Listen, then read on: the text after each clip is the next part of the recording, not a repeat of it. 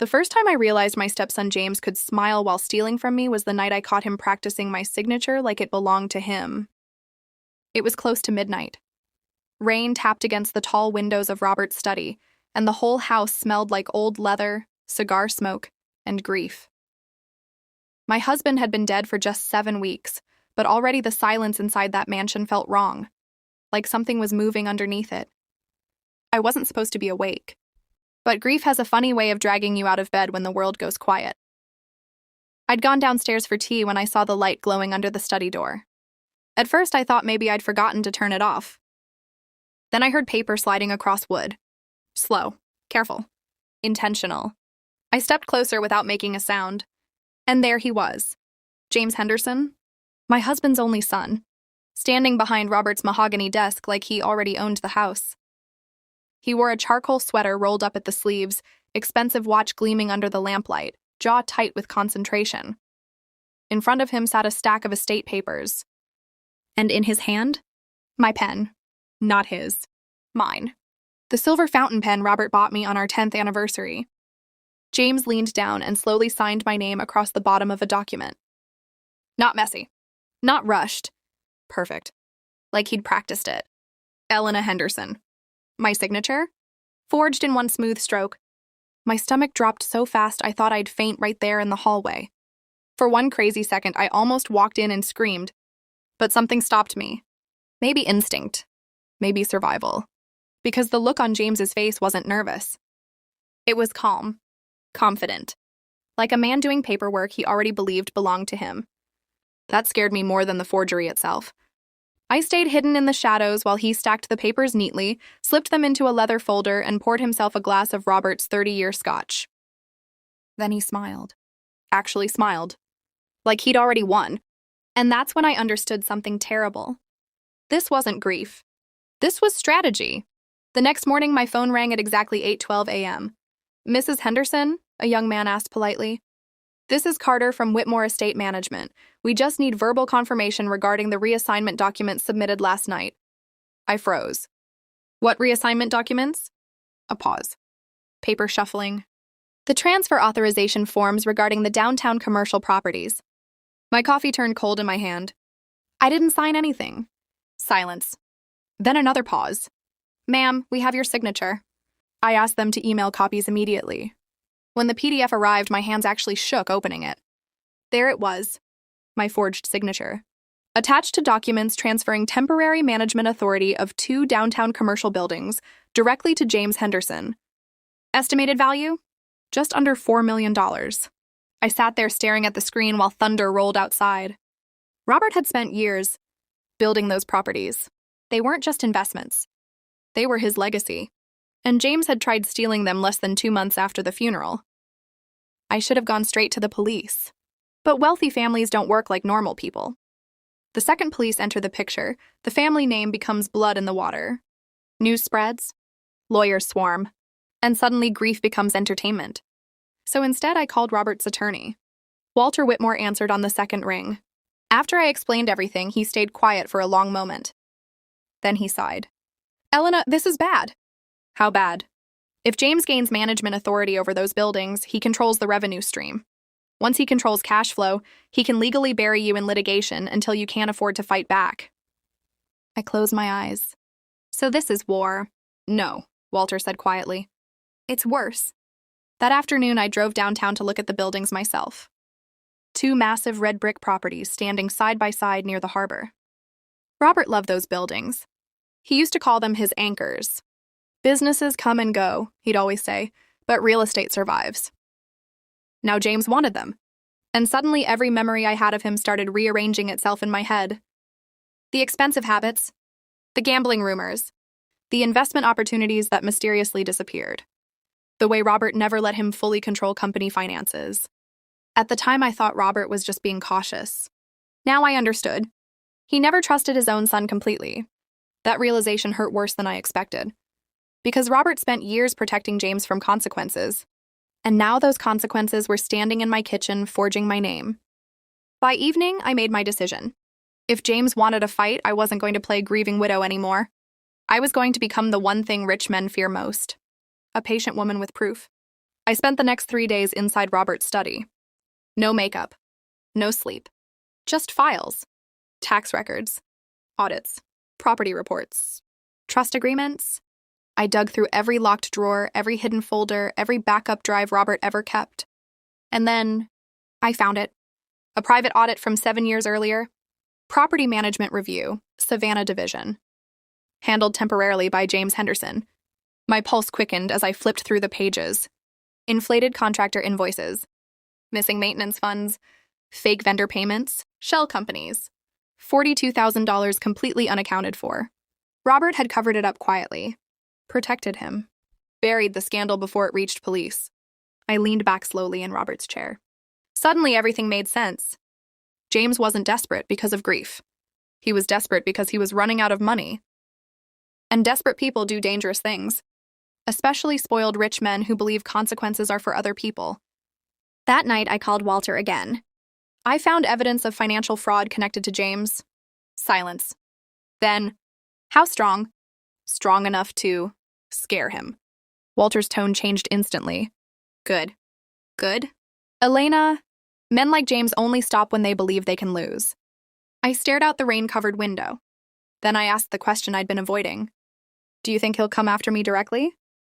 Walter didn't answer immediately. And that silence told me everything. The next morning, I found tire tracks outside my gate. Fresh. Slow loops through the driveway gravel. Like someone had sat outside my house watching it. Watching me? I checked the security cameras. Black SUV. No plates visible. Parked there for 43 minutes at 2:11 a.m. Then gone. That was the moment fear finally crawled into my chest. Real fear. Not fear of losing money. Fear of realizing someone inside your own family no longer sees you as family, only as an obstacle. And obstacles get removed. 3 days later, James arrived unannounced. Perfect haircut. Tailored navy coat. Smile smooth as polished marble. Elena, he said warmly, stepping into the foyer. I've been worried about you. I almost laughed. Instead, I crossed my arms. You forged my signature. His expression never changed. That's a serious accusation. I have proof. Finally, a flicker. Tiny. But there. He recovered fast. Robert wanted me managing those properties. Robert also wanted honesty. His jaw tightened slightly. For the first time, the mask slipped. Not much. Just enough for me to see the man underneath. Cold. Entitled. Hungry. He stepped closer. You should be careful who you accuse, he said softly. And you should be careful forging legal documents. The room went dead silent. Then he smiled again. But this time, there was no warmth left in it. Things get complicated after people die, he said quietly. Sometimes it's easier not to fight. I looked him straight in the eyes. You picked the wrong widow. For the first time since Robert died. James Henderson looked uncertain. And deep down, I realized something dangerous. I wasn't afraid anymore. I was angry. And angry women are far harder to destroy than grieving ones. The first crack in James Henderson's perfect mask didn't happen in court. It happened in a parking garage under flickering fluorescent lights where men who think they own the world usually get careless. 3 days after Whitman showed me the security footage, I sat alone in my car across from the downtown commercial building James had stolen control of. Rain tapped against the windshield in slow, uneven beats. The city looked blurred, smeared in silver and red from brake lights and wet pavement. I should have gone home hours earlier. Instead, I waited. Because something inside me no longer trusted coincidence. James had moved too fast. Too clean. Men like him don't gamble unless they already know where the cards are hidden. At 9:47 p.m., the parking garage gate lifted. A black Mercedes rolled in. James stepped out first. Then Claire. My daughter wore a cream trench coat pulled tight around herself, hair tucked behind her, ears the way she did when she was nervous. For one terrible second, seeing her beside him made my chest ache harder than Robert's funeral ever had. They looked like allies. Like partners. James leaned against the hood, speaking low and calm while Claire stared at the concrete floor. Then he handed her an envelope. Thick. Heavy. She hesitated before taking it. That hesitation saved her in my mind, barely. I watched her lips move. What if she finds out? Even through the rain, I could read it. James laughed. Not loud, not cruel. Worse. Confident. He touched her shoulder like a man soothing a child. She won't. My stomach twisted. Because predators always sound calm when they think they've already won. I pulled my phone out and recorded everything through the windshield. Grainy footage, no audio, but enough. Enough to show secrecy. Enough to show conspiracy. Enough to make James sweat. Claire left first. James stayed behind, smoking beneath the fluorescent light, one hand in his pocket like he owned the building already.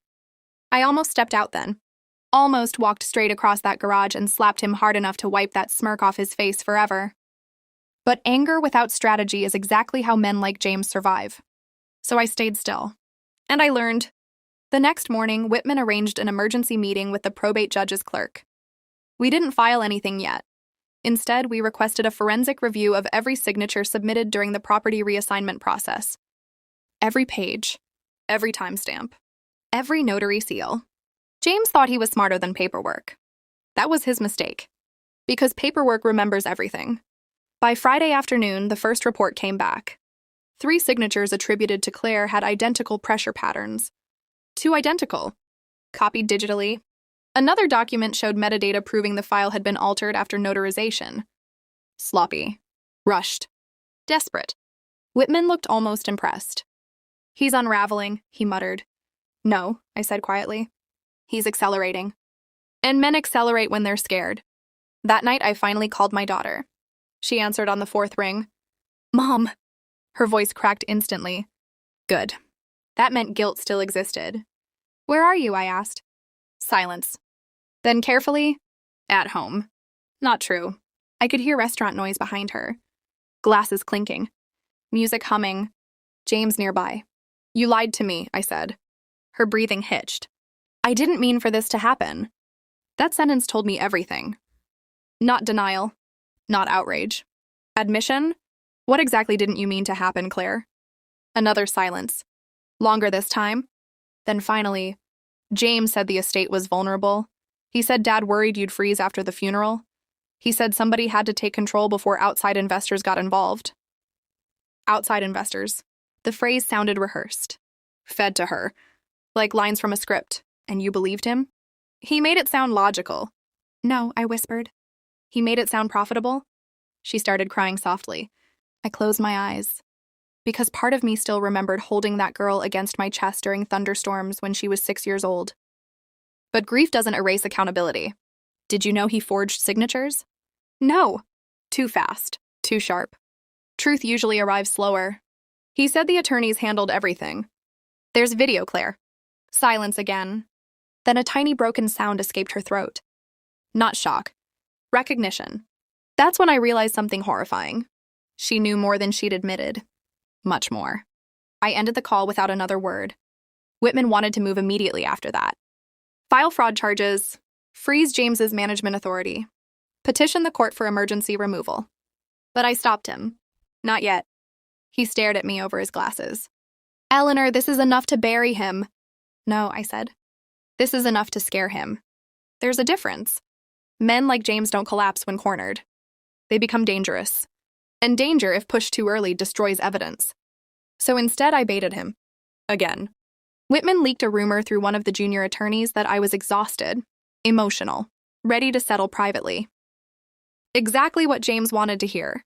Within 48 hours, his lawyer requested mediation.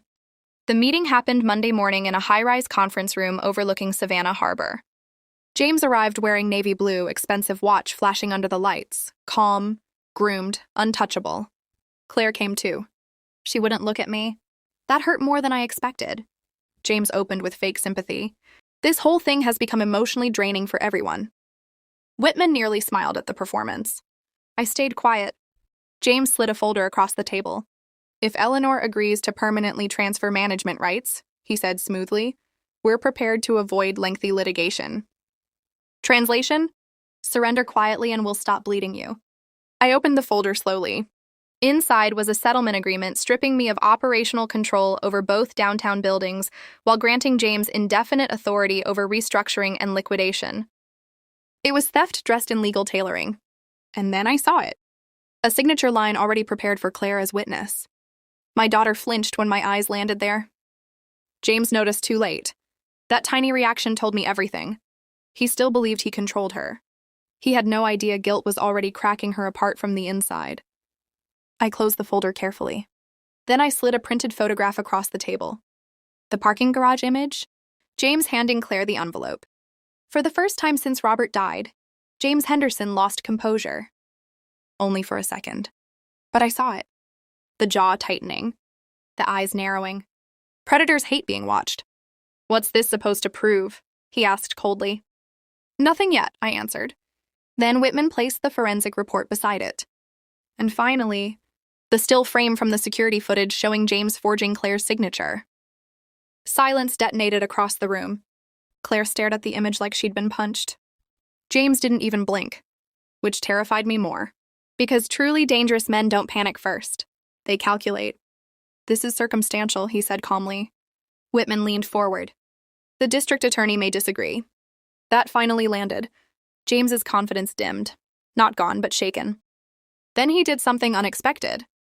He turned toward Claire. "Not me. Her." And softly said, "You told them?" The betrayal in his voice was almost convincing. Claire's face crumpled instantly. That was the moment I understood the full shape of his manipulation. James never controlled people through fear alone. He controlled them through guilt, through loyalty, through making them feel responsible for his survival. Classic narcissist behavior. If he fell, he wanted everyone falling beside him. Claire whispered shakily, "I didn't know about the signatures." James's eyes hardened. Not angry. Worse. Disappointed. Like she'd failed him. And suddenly my daughter looked 12 years old again. Small. Lost. Ashamed. That's when I finally spoke directly to him. "You used my husband's death like an investment opportunity." James leaned back slowly. "No," he said. "I used weakness when I saw it." The room went ice cold. Even his attorney looked uncomfortable. Because monsters eventually tell the truth when they think honesty sounds powerful. Whitman closed the folder. "We're done here." James stood immediately. But before leaving, he looked at me with a smile so cold it barely looked human. "You think this ends with paperwork?" Then he walked out. Claire stayed frozen in her chair, trembling, broken. I should have comforted her. Instead, I asked the only thing that mattered. "How much money did he give you?" Tears slid down her face. 30,000? I felt physically sick. Not because of the amount.